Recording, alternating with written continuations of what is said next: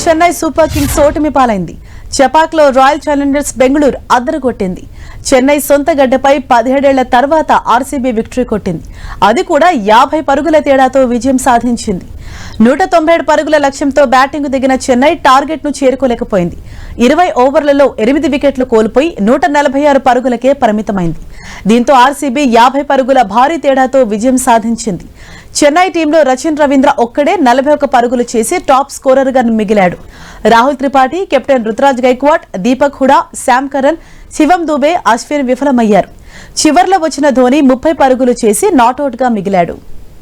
తొలుత టాస్ ఓడి బ్యాటింగ్ దిగిన బెంగళూరు నిర్ణీత 20 ఓవర్లలో 7 వికెట్ల నష్టానికి 196 పరుగులు చేసింది. రజత్ పట్టిదార్ అర్ధశతకంతో చెలరేగాడు.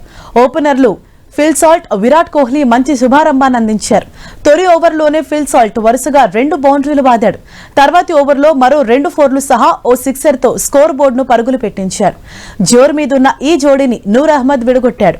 5వ ఓవర్ చివరి బంతికి ధోని మెరుపు వేగంతో ఫిల్ సాల్ట్ ను స్టంపౌట్ చేశాడు. అక్కడికి 3 ఓవర్ల వ్యవధిలోనే 1 డౌన్ లో వచ్చిన పడికల్, అశ్విన్ బౌలింగ్ లో గైక్వాడ్ కు క్యాచ్ ఇచ్చి వెనుదిరిగాడు. 2వ స్థానంలో వచ్చిన పటీదార్ తో కలిసి విరాట్ కోహ్లీ ఇన్నింగ్స్ ను నిర్మించే ప్రయత్నం చేశాడు. ఓవైపు పట్టిదారు వరుస బౌండరీలు బాదుతుంటే కోహ్లీ సహకారం అందించాడు. ఈ క్రమంలో జట్టు స్కోర్ 117 పరుగుల వద్ద కోహ్లీ అవుట్ అయ్యాడు.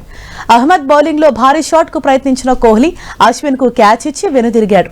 అనంతరం స్వల్ప వ్యవధిలోనే పట్టిదార్ను 10 రన్ అవుట్ చేశాడు. ఆ తర్వాత క్రీజులోకి వచ్చిన లివింగ్ స్టోన్, జితేష్ శర్మ పెద్దగా ప్రభావం చూపించలేకపోయారు. చివర్లో టిమ్ డేవిడ్ హ్యాట్రిక్ సిక్సర్లతో విరుచుకుపడటంతో ఆర్సీబీ భారీ స్కోరు చేసింది.